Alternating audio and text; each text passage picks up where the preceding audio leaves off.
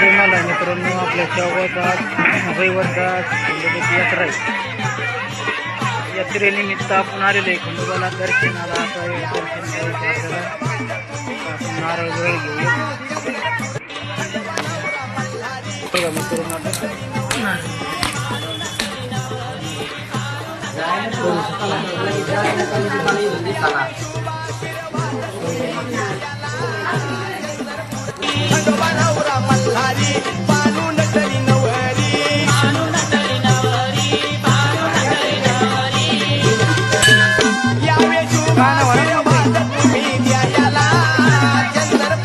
गाणं बिना भरा ना खंडोबाच कवा